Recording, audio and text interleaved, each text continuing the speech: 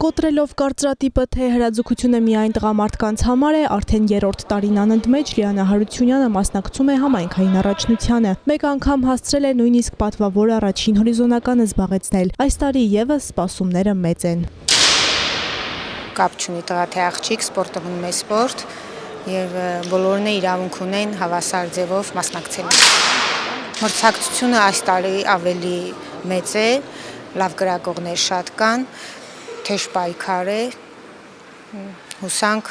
կհաղթենք։ Կապանի համայնքապետարանի նախաձեռնությամբ անցկացվող մրցաշարերը համախմբում են սպորտի սիրահարներին եւ ստեղծում հաճելի մրցակցային մթնոլորտ։ Այս տարի հրաձգության առաջնությանը մասնակցում էր շուրջ 150 հոգի։ Փոքրուց ինձ սիրել եմ ես գրակել, միշտ զբաղվել եմ,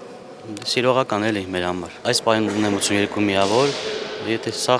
նորմալ գնա, երևի երրորդ տեղի համար կպայքարեմ։ Նախնական գրակահերթում յուրաքանչյուր մասնակցի տրվել է 10 գրակոցի հնարավորություն։ Եզրափակիչ փուլ հասնելու իրավունք է վաստակել 8 հոգի եւ պայքարել խրախուսական ու դրամական պարգևին արժանանալու համար։ Եզրափակիչ փուլում յուրաքանչյուր մասնակցին տրվում է 2 գրակոցի հնարավորություն, գումարվում է այն 10 գրակոցների միավորներին, այնուհետև 8-րդ վերջի մասնակիցը ամենաքիչ վաստակած միավոր մասնակիցը դուրս է գալիս մրցապայքարից։ Նույն մրցաձևով նաև շարունակում են 7-րդ, 6-րդ, 5-րդ եւ այդպես շարունակ մինչ հաղթող ճանաչվի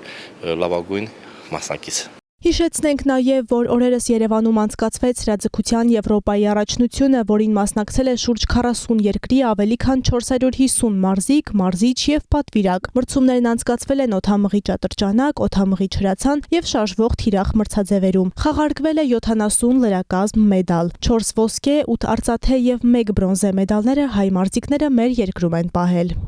Աննա Մելքումյան, Տիգրան Թումանյան, Սյունիք լուրեր։